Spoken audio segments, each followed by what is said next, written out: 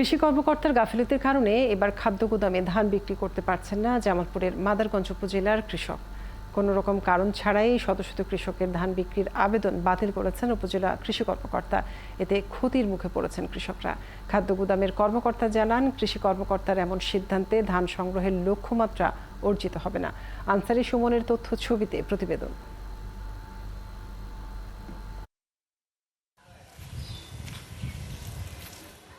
মাদারগঞ্জ উপজেলায় কৃষি কার্ডধারী ৪২৪ জন কৃষক ধান বিক্রির জন্য আবেদন করেন।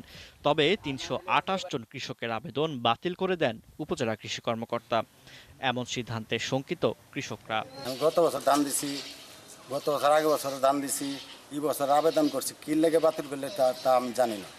গেল বছরও ধান দিছি, তার আগে বছরও ধান দিছি, এইবার কৃষি অফিসে আবেদন করছি। যে টাকা খরচ করে আমরা ফসল ফলাই, এই ফসল যদি আমরা বাইরে বেশি তাহলে আমাদের আসল টাকা উঠে না। নীতি অফিসে দিবার ফেলে কিছুটা হলেও আমাদের পোষায়। কৃষি অফিসারের কাছে যাই, তাও ধান নেয় না। গুইদমাহি, তাও ধান নেয় না। এখন জন্ম সনদ দিয়ে খোলো বিকাশ স্টুডেন্ট অ্যাকাউন্ট। নিজের বিকাশ নিজে কর। আমরা যাবো এখন কোটায়।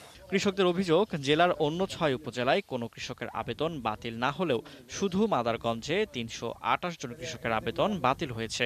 এমন অবস্থায় কৃষি কর্মকর্তার বিরুদ্ধে ব্যবস্থা নেওয়ার দাবি জানিয়েছেন তারা। উপজেলা কৃষি অফিসার আবেদনগুলা কি জন্য বাতিল করছে আমরা জানি না, এটা তদন্ত চাই আমরা। হাজার হাজার কৃষকের মাঝখানে মাদারগঞ্জ কৃষি অফিসার ৮২ জনকে বেছে নিয়েছে।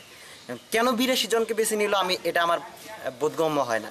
আমরা এই কৃষি অফিসারের বিরুদ্ধে তদন্ত চাই এবং প্রকৃত কৃষক যারা তারা যেন গোডাউনে ধান দিতে পারে। উপজেলা খাদ্য গুদাম কর্মকর্তা বলছেন, কৃষি কর্মকর্তার এমন সিদ্ধান্তে ধান সংগ্রহের লক্ষ্যমাত্রা অর্জিত হবে না।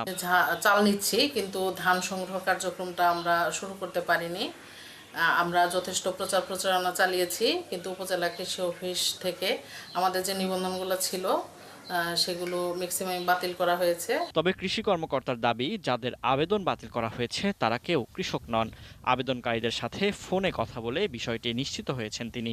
ফোন দিয়েছে, দেখা গেছে বিভিন্ন জায়গায় চলে গেছে ফোন, কাহালু গেছে, কুড়িগ্রাম গেছে, তারপরে অন্যান্য জায়গায় ঢাকা গেছে। এরকম নাম্বারে যখন ফোন গেছে তখন আমরা সেটা বাতিল করেছি বা সংশোধনের জন্য পাঠিয়েছি। ২০ মে থেকে চলতি মৌসুমে ৪৫ টাকা কেজি মূল্যে সেদ্ধ চাল ও ৩২ টাকা কেজি মূল্যে ধান কেনা শুরু করেছে খাদ্য বিভাগ। তবে এখন পর্যন্ত মাদারগঞ্জ উপজেলা খাদ্য বিভাগ ১ মণ ধানও কিনতে পারেনি। ফারদিন নীরব, ৭১।